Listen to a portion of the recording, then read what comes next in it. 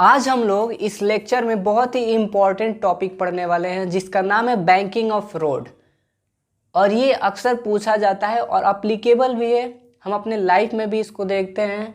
आज तक हमें पता नहीं था कि हम इसको बैंकिंग ऑफ रोड कहते हैं या ऐसा क्यों होता है, हमें पता नहीं था, बस हमने देखा था। उससे पहले हमने लास्ट लेक्चर में फ्रिक्शन पढ़ाया था, तो एक दो क्वेश्चन समझते हुए वहाँ से चलते हैं, फिर बैंकिंग ऑफ रोड पे आते हैं। तो मैं एनसीईआरटी का एग्जाम्पल ही उठाता हूँ। हमारा पहला एग्जाम्पल है, क्वेश्चन कर रहे हैं हम लोग पहले 5.7 पेज नंबर 102। 5.7 page number 102। बहुत ही इसमें कुछ करना नहीं है, मैं बस इस क्वेश्चन के फीलिंग को समझा देता हूँ, उसके बाद काम हो जाएगा। कह रहा है कि determine the maximum acceleration of the train in which a box lying on it's floor will remain stationery. एक ट्रेन है, इमेजिन करो ये ट्रेन का फ्लोर है, उस पर एक बॉक्स है, ये बॉक्स है। तो उसने पूछा कि मैक्सिमम एक्सेलरेशन क्या होगा ट्रेन का। ठीक है, अगर ये स्टेशनरी है, ये बॉक्स स्टेशनरी स्टेट में है, और उसके बाद इस सरफेस का कोफिशिएंट दिया है म्यूएस, जो हमारा दिया है वो हमारा दिया है कि 0.15। बस उन्होंने इतनी जानकारी दी है और एक्सेलरेशन पूछा है, और एक्सेलरेशन ट्रेन का पूछा या बॉक्स जो भी हो। तो हम जो जानते थे कि static friction Fs equal to होता है म्यू एस एन, यही होता है। और स्टैटिक फ्रिक्शन होता क्या था कि किसी ऑब्जेक्ट को मूव कराने की टेंडेंसी रखता हो। पहले तो ऑब्जेक्ट रेस्ट पे था, अगर इस बाउंड्री को क्रॉस करता है, स्टैटिक फ्रिक्शन को तोड़ देता है, तो ऑब्जेक्ट मोशन में आने लगेगा। ओके, तो अगर ऑब्जेक्ट ये ब्लॉक मोशन करना चाहता है, इसके अंदर एक्सेलरेशन चाहते हैं, अगर हम इसका मास a है और हम इसमें एक्सेलरेशन चाहते हैं, तो न्यूटन के according F equal to mass into acceleration. और ये एक्सेलरेशन तभी आ सकता है जब ये स्टैटिक फ्रिक्शन को तोड़ देगा, मीन्स कि इससे ज़्यादा फोर्स आ जाएगा, तभी वो ऑब्जेक्ट मोशन कर सकता है। तो सीधी सी बात है कि mass into acceleration equal to Fs। Mass into acceleration equal to less than equal to possibility थी, ये होता था, हम इक्वल टू लेके चल रहे हैं, तो mu S N means that कि इस क्वेश्चन में जो एक्सेलरेशन है वो स्टैटिक फ्रिक्शन की वजह से है। स्टैटिक फ्रिक्शन मतलब कि रेस्ट पे रहने वाला फ्रिक्शन, और हम चाहते हैं कि वो ब्लॉक मोशन करने लगे। इट मीन्स कि उस फ्रिक्शन फोर्स को तोड़ना पड़ेगा, हमको कहीं ना कहीं उससे ज़्यादा फोर्स बनाना पड़ेगा ताकि वो ऑब्जेक्ट मोशन करने लगे। तो यहाँ से मास गया, n equal to mg put कर दो, मास गया, means that mu S M G. तो a इक्वल टू हमारा आएगा म्यू एस की value 0.15 into 10। It means that कि a equal to 1.5 metre per second square. बस इस क्वेश्चन के फीलिंग को समझना था कि जो एक्सेलरेशन होगा वो स्टैटिक फ्रिक्शन की वजह से होगा, या दूसरे लैंग्वेज में कह दो कि एक्सेलरेशन तभी आ सकता था जब हम इस फोर्स के बराबर या इससे ज़्यादा फोर्स जनरेट कर दे ताकि वो मोशन होने लगे। अब उसके बाद एक एग्जाम्पल इसके नीचे है, वो भी बहुत प्यारा है, उसमें बस उन्होंने दे दिया और कुछ नहीं करना है। थीटा एंगल पे एक ऑब्जेक्ट है जिसका मास m है, तो फ्री बॉडी डायग्राम हम पढ़ के आए हैं, नहीं देगा तभी हो जाएगा। mg,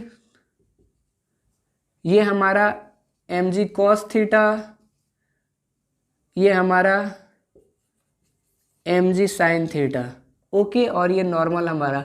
मैं क्वेश्चन समझाने की कोशिश करता हूँ आपको। फ्रिक्शन फोर्स, अगर फोर्स इधर तो फ्रिक्शन फोर्स इधर होगा। ठीक है, क्वेश्चन में कुछ नहीं करना है, आप बस पढ़े होते तो मैं बता देता हूँ कि यहाँ अप्लाई किया हुआ है सीधे सीधे। कह रहे हैं कि सी फिगर 5.11, फिगर मैंने भी बना दिया है। A mass of 4 kg, mass equal to 4 kg, M equal to 4 kg दिया है। ठीक है, कोई मतलब है हमारे पास नहीं अभी। A mass of 4 kg rest on a horizontal plane. पहले ये हॉरिजेंटल प्लेन पे 4 kg का मास था। The angle is gradually inclined until at an angle of theta 15 degree. पहले ये हॉरिजेंटली था, जो मास था वो हॉरिजेंटल था, मीन्स डैट कि थीटा 0 था। धीरे धीरे हम एंगल बढ़ाते हैं, धीरे धीरे हम एंगल बढ़ाते हैं और मैक्सिमम हम 15 डिग्री तक जाते हैं। जब 15 डिग्री हम जाते हैं तो वो ऑब्जेक्ट स्लाइड करने लगता है। ओके, पहले इस पे था ब्लॉक, जो इस पे था, फिर मैं इसको टिल्ट करना स्टार्ट करता हूँ, तो टिल्ट करता हूँ तो जब 15 डिग्री पहुँचता है, इंक्लाइन करता हूँ तो 15 डिग्री पहुँचता है, उसके बाद ये स्लाइड करता है। तो हमें और कोई मतलब ही नहीं था, थीटा दे दिया था और हमसे पूछा है क्या कि म्यू एस कितना होगा, स्टैटिक फ्रिक्शन कितना होगा। तो हमें कुछ नहीं पता, हमें पता है कि tan theta equal to angle of repose equal to F upon N. tan theta mu S पूछा है तो mu S N divided by N, N गया, और म्यू एस इक्वल टू यहाँ से tan थीटा, तो tan 15 degree equal to mu S की value आ गई tan 15 डिग्री, जो कि 0.27 होती है। काम खत्म।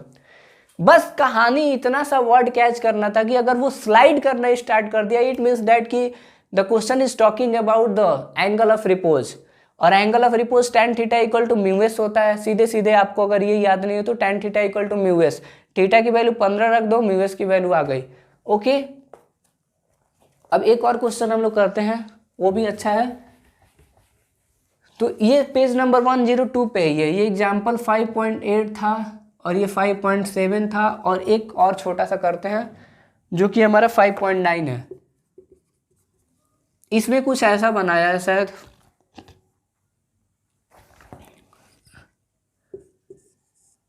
ऐसा बनाया है,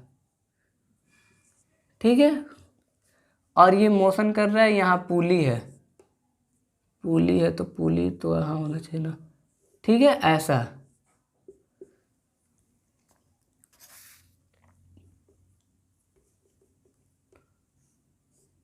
ऐसा कुछ बनाया है, दिख रहा होगा आपको क्वेश्चन में। 3 kg का ब्लॉक है एंड ये वेट 20 kg, सीधे सीधे। अब इन्होंने बोला है कि अगर इफ कैनेटिक, अब देखो ये ब्लॉक मोशन कर रहा है, इट मीन्स डैट कि यहाँ कैनेटिक फ्रिक्शन होगा, एफ के होगा, एफ के होगा। ब्लॉक अगर मोशन कर रहा है यानी कि एफ के होगा। और उन्होंने हमसे क्या पूछा है, टेंशन पूछा है, और find neglect the mass of string, find the tension, वो टेंशन पूछा है, ठीक है। तो कुछ नहीं करना है, हो गया। अगर ये मोशन कर रहा है यानी कि यहाँ पे जो कैनेटिक फ्रिक्शन होगा, जो फ्रिक्शन होगा वो कैनेटिक फ्रिक्शन होगा। हमें कुछ नहीं पता, ये ऑब्जेक्ट बोलेगा मैं टेंशन दूंगा, इसके रिस्पेक्ट में पुली इसको देगा, ठीक। ये इधर टेंशन देगा, ये इधर टेंशन देगा। अब इसकी बात करो तो mg जो कि बराबर होगा 3 इंटू 10 इक्वल टू 30 न्यूटन, सीधी सी बात। अब यहाँ पे अब टेंशन ही तो निकालना है ना, काम खलास हो जाएगा। mg ए पूछा है ना, ये ठीक है, कोई बात नहीं। इसका क्या करोगे, mg minus T equal to M A, M की वैल्यू 3a, एक क्वेश्चन ये हो गया इक्वेशन। और इसका t माइनस एफ के equal to T minus F के इक्वल टू 20a। हमारे पास कैनेटिक फ्रिक्शन की वैल्यू दी होगी, कोफिशिएंट ऑफ कैनेटिक फ्रिक्शन, हाँ कोफिशिएंट ऑफ कैनेटिक फ्रिक्शन 0.04 है, कि म्यू के की वैल्यू दी है हमारे पास 0.04। अब क्या करो, t माइनस म्यू के एन, और n की वैल्यू mg के बराबर, म्यू के mg, और इसके बाद ये 20a। अब यहाँ से एक्सेलरेशन निकाल दो, फिर टेंशन निकाल दो, काम खल्लास हो जाएगा। हो गया, म्यू के एन की वैल्यू यहाँ से भी निकल गई है, जो हमारा n आया था नॉन, टेंशन की वैल्यू भी निकल गई है, जैसा आप निकालना चाहो निकल गया है, ठीक है। t माइनस एफ के इक्वल टू 20a और एफ के इक्वल टू म्यू के एन, एफ के इक्वल टू म्यू के एन, म्यू के एन ही रहने तो कोई प्रॉब्लम नहीं है। और n की वैल्यू 2 इंटू 20, 20 दहिया 200, यहाँ से ले लो। अब सारा कुछ आ गया, n तो नॉर्मल फोर्स तो आपको निकालने आता ही है। अब हम लोग आते हैं अपने टॉपिक पे। तो हमारा जो टेंशन बुक में दिया है 27.1 दिया है आंसर। एनसीईआरटी में ये बहुत इजी क्वेश्चन दिया था। नॉर्मल फोर्स 20 इंटू 10, 200 के बराबर n की वैल्यू पुट कर देना, आंसर आ जाएगा। अब हम लोग बैंकिंग ऑफ रोड पे आते हैं, और उससे पहले सर्कुलर मोशन टॉपिक है, तो हम लोगों ने कैनेमेटिक्स में ही सर्कुलर मोशन पढ़ लिया था। तो आपको कैनेमेटिक्स में से फिलहाल इतना याद रखना है, centripetal acceleration AC equal to mv²/r, okay. और नेट एक्सेलरेशन जो आता था हमारा, आपको याद होगा अगर, तो वो आता था A टेंजेंशियल का स्क्वायर प्लस A सेंट्रीपिटल का स्क्वायर। बस आपको इतना याद रखना है फिलहाल के लिए, हमें बस सेंट्रीपिटल से काम है। अब पहली चीज़ डिस्कस करते चलते हैं, centripetal force. Centripetal force, centripetal force क्या होता है? The force which is responsible for producing centripetal acceleration. एक ऐसा फोर्स जिसकी वजह से सेंट्रीपिटल एक्सेलरेशन बनता है, उसको सेंट्रीपिटल फोर्स कहते हैं। एक सर्कुलर पाथ पे ऑब्जेक्ट मूव कर रहा है, ऑब्जेक्ट मूव कर रहा है, तो टुवर्ड्स सेंटर, सेंटर की तरफ हमारा जो एक्सेलरेशन लगता था वो सेंट्रीपिटल एक्सेलरेशन होता था। और सेंट्रीपिटल फोर्स वो फोर्स होता है जो सेंट्रीपिटल एक्सेलरेशन के लिए रिस्पॉन्सिबल होता है। इट मीन्स दैट कि सेंट्रीपिटल फोर्स भी इसी के अलोंग लगेगा, that is FC, centripetal force, okay. अगर नहीं पता है तो कुछ नहीं पता है, हमें बोलो कि F equal to mass into acceleration according to Newton second law, okay. अगर हमें सेंट्रीपिटल फोर्स चाहिए, FC equal to mass into centripetal acceleration, FC equal to mass into centripetal acceleration, sorry V²/r होता है ना, V²/r हमारा centripetal acceleration आ गया, centripetal force आ गया mv²/r, ठीक है। तो बस इतना समझना था कि जो सेंट्रीपिटल एक्सेलरेशन के लिए रिस्पॉन्सिबल होता है उसको सेंट्रीपिटल फोर्स कहते हैं, और ये भी टुवर्ड्स सेंटर लगता है। अभी हम लोग इसको यूज करने वाले हैं बैंकिंग ऑफ रोड में, इसलिए मैं आपको बता रहा हूँ। और बैंकिंग ऑफ रोड बहुत इंपॉर्टेंट है, और हम लोग उसमें कुछ ऐसा नहीं है जिसे हमें याद करना है, हमें सिचुएशन को समझना है और कर देना है। मैं उसको देखता हूँ, प्रैक्टिकली थोड़ा जाता हूँ, तो आपको ये बात समझ में आ गई ना कि सेंट्रीपिटल फोर्स जो होता है सेंटर की तरफ लगता है, और सेंट्रीपिटल फोर्स ही है जो सेंट्रीपिटल एक्सेलरेशन के लिए रिस्पॉन्सिबल होता है। अब हमें पढ़ना है banking of road. Banking of road बहुत ही इंटरेस्टिंग टॉपिक है, और हम इसको प्रैक्टिकली थोड़ा जाते हैं। मैं कार वार लेके आया हूँ, ठीक है, आपको दिखाता हूँ। बस इमेजिन करना, according to Einstein sir, imagination is more important than knowledge. पहले इसको समझा जाए कि बैंकिंग ऑफ रोड क्या होता है। तो जहाँ शार्प टर्निंग होता है, आप इमेजिन करना कहीं जा रहे होंगे, आपने देखा भी होगा, आप याद करिए, जहाँ शार्प टर्निंग होता है वहाँ पे एक साइड से रोड को उठा दिया जाता है, इंक्लाइन कर दिया जाता है, उसको हम बैंकिंग ऑफ रोड कहते हैं। और ये बैंकिंग ऑफ रोड क्यों किया जाता है? क्योंकि जहाँ शार्प टर्निंग होता है वहाँ फैटल एक्सीडेंट के बहुत चांस होते हैं। अचानक आपकी मान लीजिए गाड़ी स्लाइड करके चली गई तो क्या होगा, गिर गए तो क्या हुआ। तो यही सारी चीज़ें, उन सारी चीज़ों से बचने के लिए बैंकिंग ऑफ रोड का कंसेप्ट आता है। मीन्स कि जहाँ भी टर्निंग होता है वहाँ आपको थोड़ा रोड को उठाना पड़ता है। मान लो ये रोड ऐसे चल रहा था और उसने देखा कि वहाँ टर्निंग है तो रोड उठा दिया। पहले ये नॉर्मली ऐसे था और उसके बाद इसने रोड को एंगल पे उठा दिया, मीन्स कि इस पर भेज दो, थोड़ा सा एंगल ऐसे इंक्लाइन कर दो। मैं इसको समझता हूँ और आपको समझाने की कोशिश करता हूँ। अब मेन प्रॉब्लम ये है कि इसको समझने के लिए बहुत ध्यान से फ्री बॉडी डायग्राम देखना होगा। इमेजिन करना, सारी चीज़ें नॉर्मल mg सब है, ठीक है। मैं आपके पास कार है क्या, ये इमेजिन करना कि ये रोड पे चल रही है। नहीं करोगे तो कुछ नहीं होगा, क्योंकि मैं तो रोड यहाँ पे नहीं बनवा सकता, टेंडर पास नहीं हुआ है, और मैं घर में तो रोड बनवाऊंगा नहीं। बस समझना ये है, देखो ये कार आपके पास सीधे चल के आ रही है, मतलब कि हॉरिजॉन्टल रोड है, आपके पास ये सीधे चल के आ रही है, तो बोलोगे कि इस कार का मास है यानी कि डाउनवर्ड फोर्स mg, और इसको बैलेंस करेगा। अगर पॉइंट ऑफ कांटेक्ट है तो नॉर्मल फोर्स भी होगा। मीन्स डैट कि इस केस में ये अगर हॉरिजॉन्टल रोड पे है तो आपको कुछ ऐसा दिखेगा, हॉरिजॉन्टल रोड पे है तो आपको कुछ ऐसा दिखेगा। मैं पहिया वैया नहीं बनाऊंगा, बहुत टिपिकल हो जाएगा। बना दूं क्या? इसको यूं समझना, यूं नहीं बनाऊंगा, बेकार बनाने से अच्छा है कि बनाई भी ना करें। अब ये समझना कि ये कार है, समझने में क्या जाता है।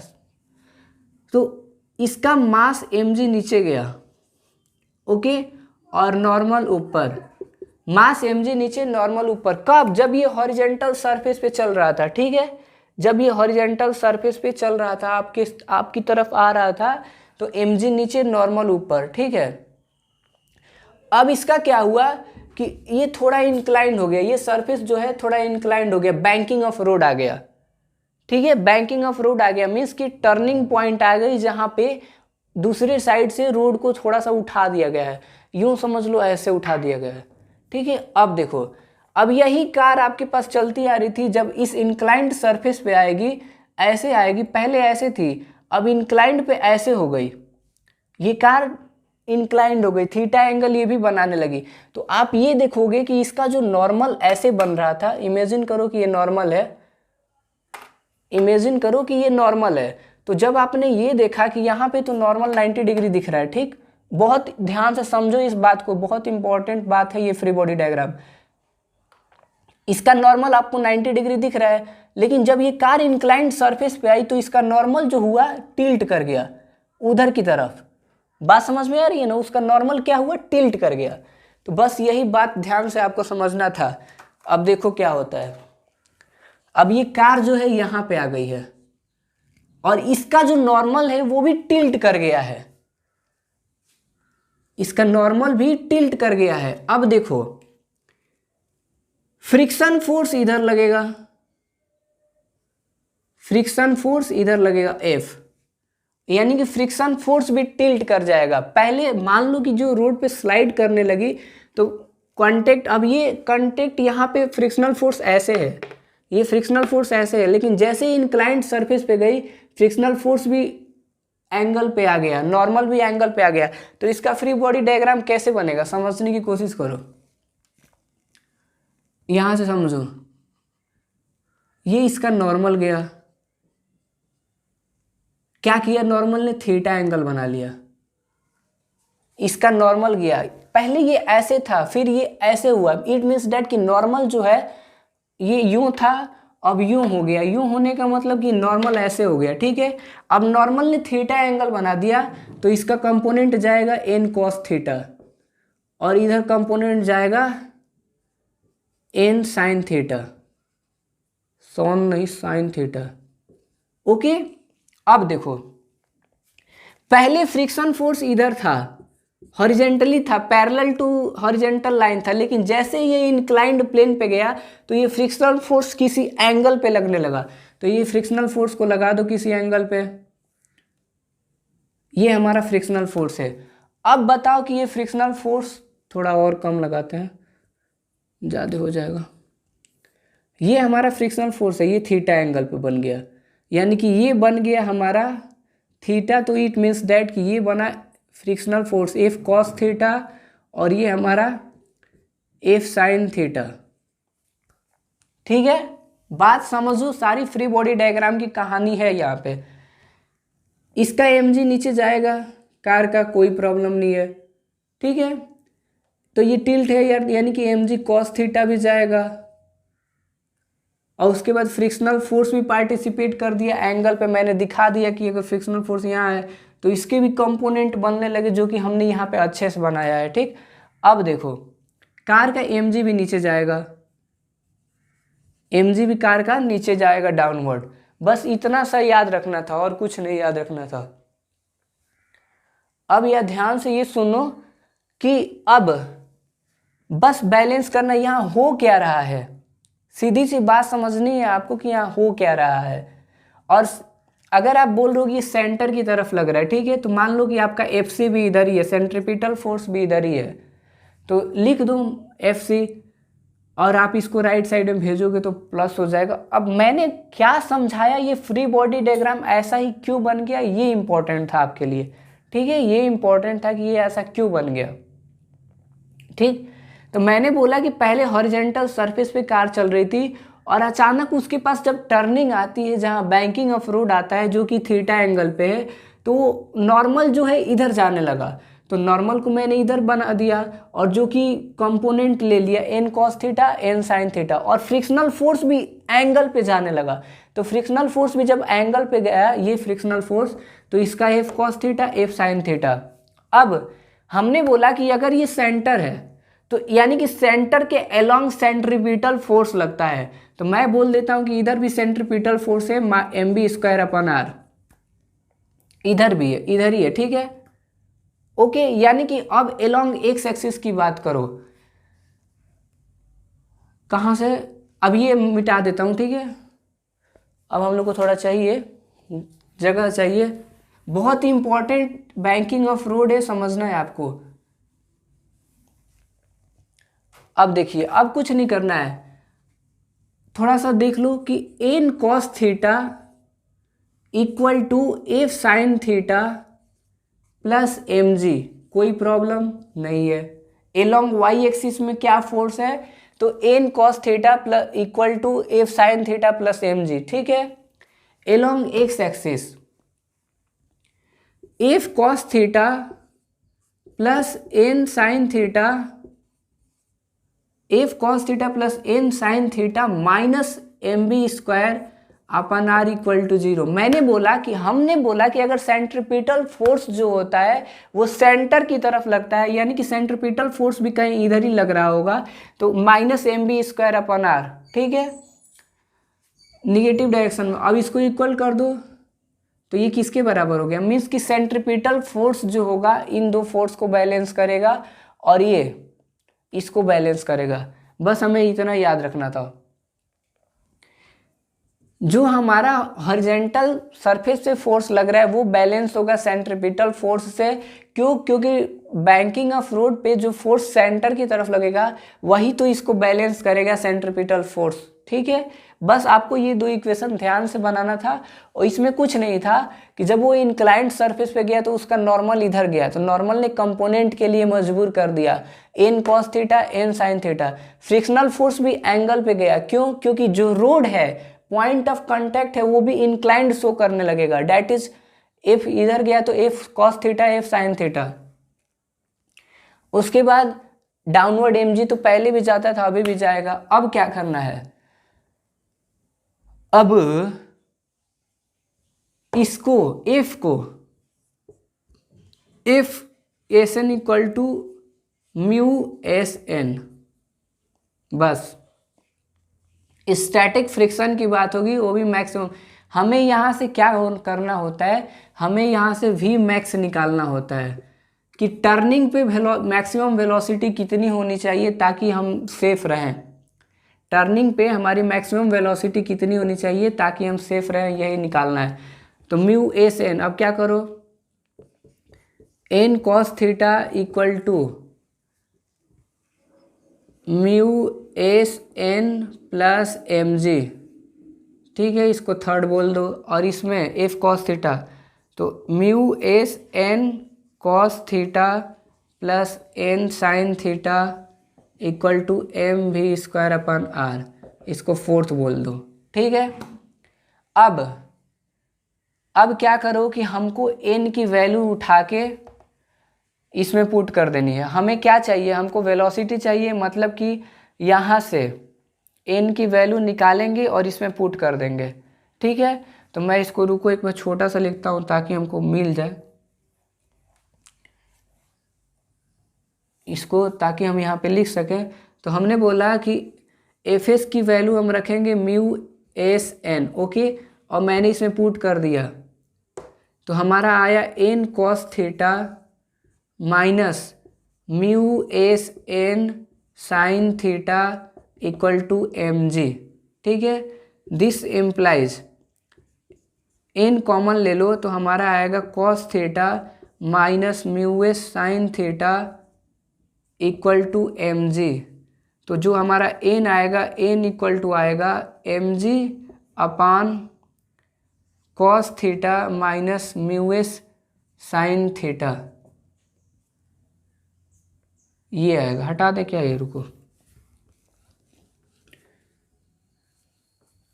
तो एन यहाँ से हमारा कितना आएगा, mg upon cos theta minus mu S sine theta, ये एन आ गया। और इस एन को उठा के आप इसमें रख दीजिए, यहाँ पे एन के वैल्यू में। तो हमारा जो आएगा F cos theta mu S cos theta कर दो, mu S N cos theta, mu S N cos theta plus N की value M G upon cos theta minus mu S sine theta equal to M B square upon R. Okay, यहाँ पे आ गया x. तो हम क्या करेंगे कि N की वैल्यू हमें रखनी है क्या, M G upon cos theta minus mu S N sine theta. तो यहाँ पे भी तो एन है ना, म्यू एस एन एन की वजह से, एफ कॉस थीटा की वजह से, तो यहाँ पे भी रखो। तो देखो क्या बनेगा, बहुत गंदा फॉर्मूला आता है थोड़ा, बस ध्यान रखना। तो हमने बोला कि म्यू एस एन के जगह पे रखना है M G upon cos theta minus mu S sine theta.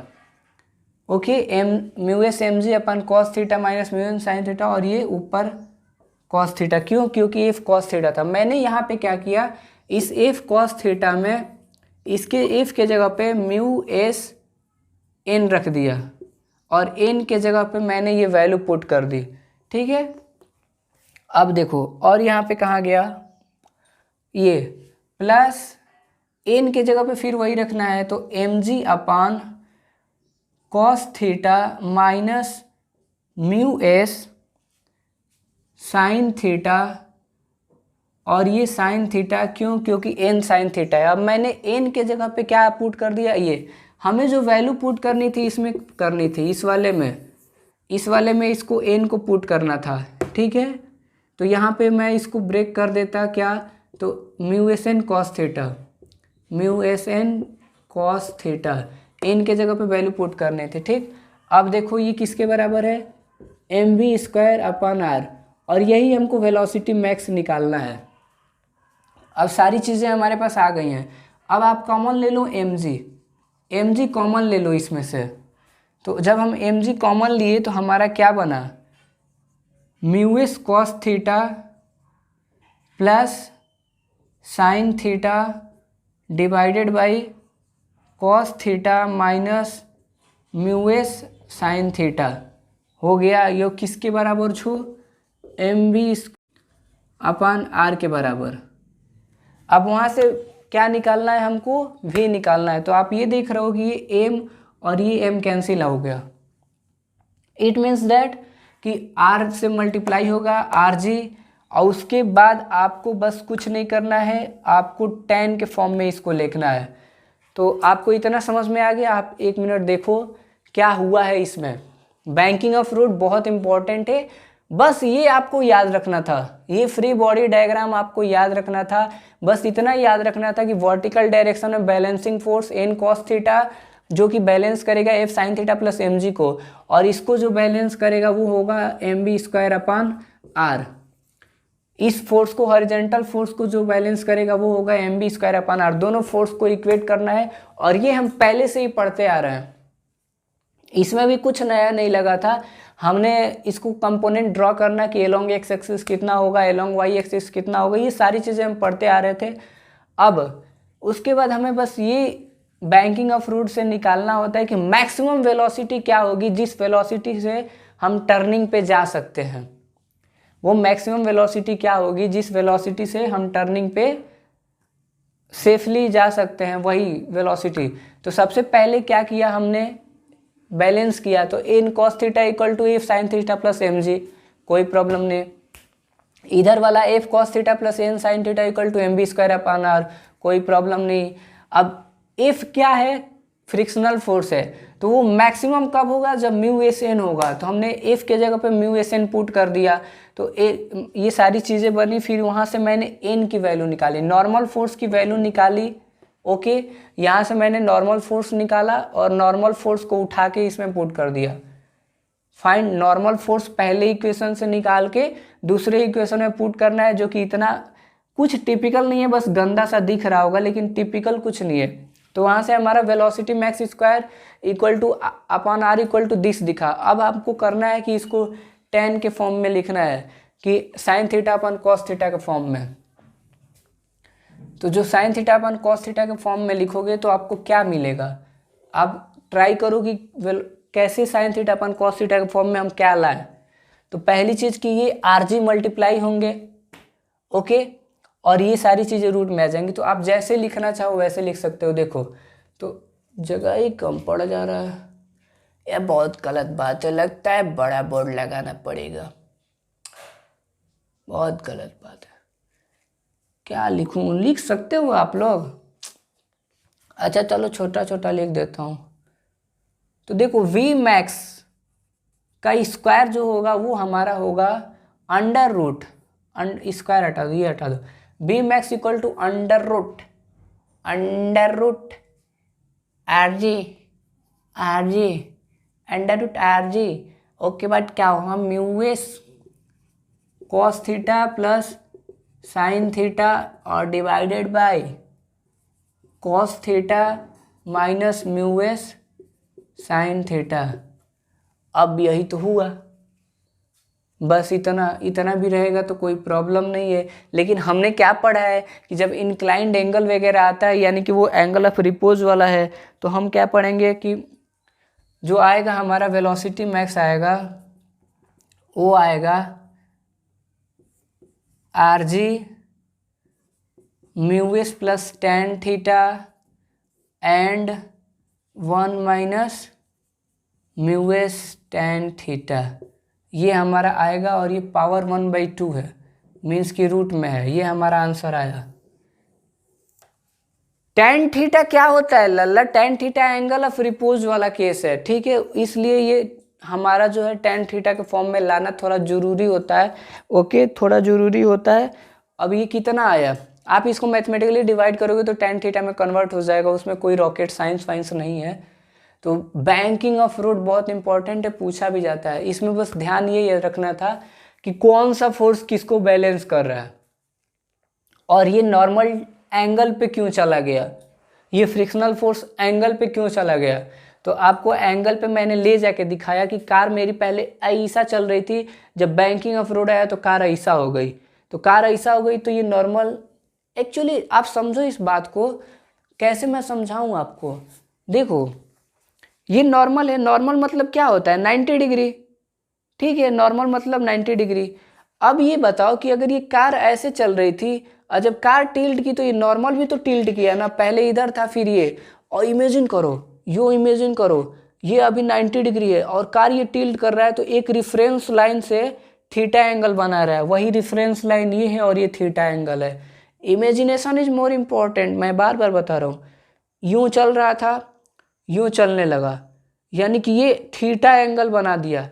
और उसके बाद फ्रिक्शनल फोर्स भी बिल्कुल ऐसे ही, फ्रिक्शनल फोर्स पहले इधर लग रहा था, इधर मेरे इधर उंगली साइड, ठीक है, क्योंकि जो टायर था वो कांटेक्ट में था रोड के।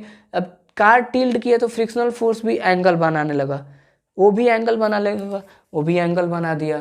तो बस वही चीज़, बस और दूसरी चीज़ याद करनी थी कि एक्स डायरेक्शन में जो फोर्स बैलेंस करेगा वो सेंट्रीपिटल फोर्स है, क्योंकि वही सेंटर की तरफ लगता है। और उसके बाद आपको नॉर्मल फोर्स देखना था। और उसके बाद देखो, मैं प्यार से बोल रहा हूँ कि आप बस इस फ्री बॉडी डायग्राम को बनाना, खुद से बनाना या देख के इसको बनाना। उसके बाद जो सारी हरकत हुई है खुद से करना, सारी हरकत जो भी हुई है खुद से करना। इसको लिखना, फिर इसको लिखना, फिर एफ के जगह म्यूएसन रख देना, फिर वहाँ से एन निकालना, एन की वैल्यू पुट कर देना, तो आप यहाँ पहुँच जाओगे। डरना नहीं है, डरने का नहीं, बिल्कुल ध्यान से पढ़ना। हमारा ये थियोरेटिकली ये चैप्टर यहाँ बैंकिंग ऑफ रोड के साथ E3 होता है, चैप्टर E3 होता है, कंसेप्ट E3 नहीं होता है। क्योंकि अगर बात करें तो आप we are discussing about only syllabus, नहीं तो बताने के लिए तो बहुत कुछ है और टाइम कम है। ठीक है, तो जो मिले उसको ग्रैस्प करते जाओ, सीखते जाओ। उम्मीद है, पूरा विश्वास है कि आपको समझ में आ गया होगा।